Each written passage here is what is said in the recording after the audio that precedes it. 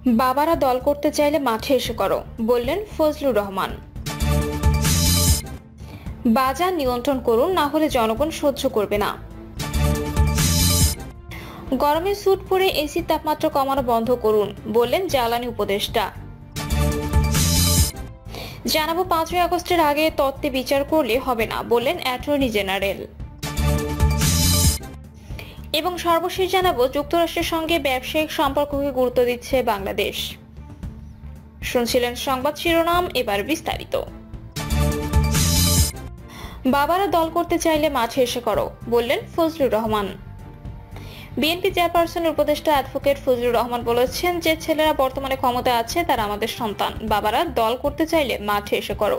সিংহাসনে থেকে Kings party করতে চাইলে মানুষ মানবে না। বিগত 17 বছর বিএনপি ফ্যাসিস্ট বিরোধী আন্দোলনের ফাউন্ডেশন গড়ে তুলেছিল উল্লেখ করে ফজলুর রহমান বলেন, 5ই আগস্টের পর থেকে বিগত 7 মাস ধরে বিএনপির প্রতি অবিচার করা হচ্ছে। অথচ নিরপেক্ষ নির্বাচন হলে 2/3 মেজরিটি পাবে বিএনপি, কিন্তু ইলেকশন যেন না হয় তা নিয়ে গভীর ষড়যন্ত্র করা হচ্ছে। জামায়াত ইসলামের উদ্দেশ্যে তিনি বলেন, ইসলাম নিয়ে রাজনীতি করতে যাইয়েন না। নির্বাচনে 10% ভোট পেলে স্যালুট দেব। আপনারা ব্যাংক দখল করে বিএনপিকে বলেন চাঁদাবাজ, কিন্তু জনগণ কাকে ভালোবাসে প্রমাণ চাইলে নির্বাচন দিন। স্থানীয় নির্বাচনের জন্য স্বৈরাচার বিরোধী আন্দোলন হয়নি। দেশের জনগণ অবিলম্বে জাতীয় নির্বাচন চায়।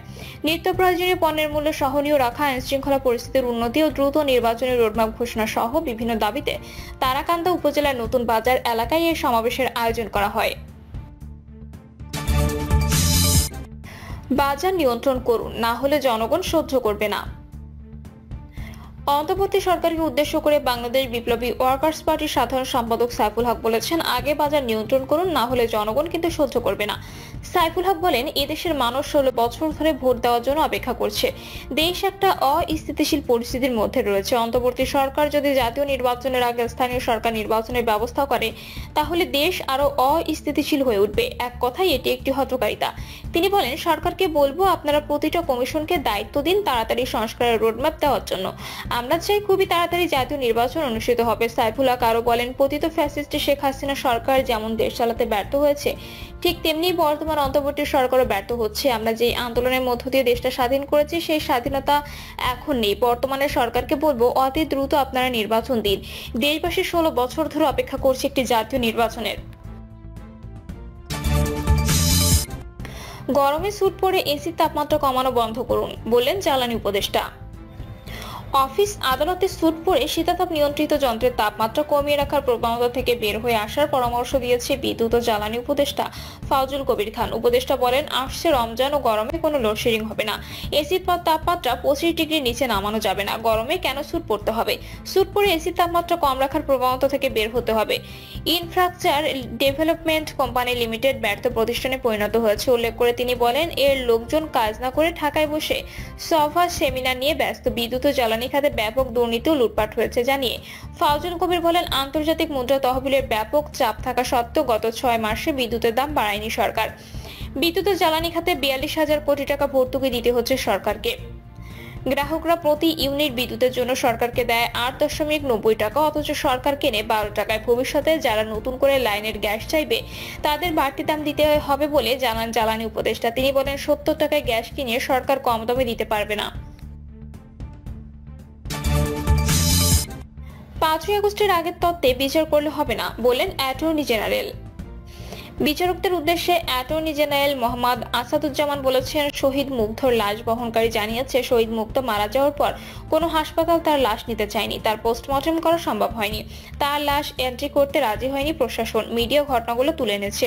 এখন আপনি ন্যায় বিচার করতে গিয়ে যদি বলেন ওই আসামি হত্যা করেছে, সেটা তো পোস্টমর্টেম রিপোর্টে সাপোর্ট করছে না, তাহলে আমি কি করব? তিনি বলেন, আমি বিনয়ের সঙ্গে বলছি, আপনি নতুন পুলিশ রিপোর্ট তৈরি করুন। আইনের স্বাভাবিক ব্যাখ্যা দিতে গিয়ে প্রগতিশীল হওয়ার চেষ্টা করুন। 5ই আগস্টের আগে তত্ত্বে বিচার করলে হবে না।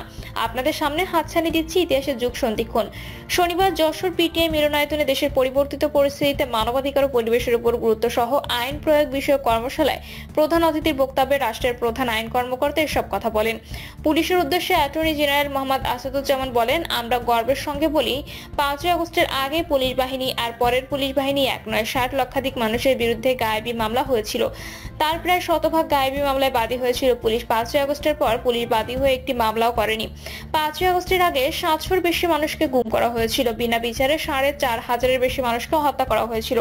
আইন শৃঙ্খলা বাহিনীর সদস্যদের ব্যবহার করে 60 লক্ষাধিক গায়েবী মামলা করা হয়েছিল। এসব ঘটনায় মানবতা বিরোধী অপরাধের সব উপাদান ভরপুর। 5ই আগস্টের পর পুলিশ বাহিনী হাত দিয়ে একটি বিচার বহির্ভূত হত্যাকাণ্ড হয়নি।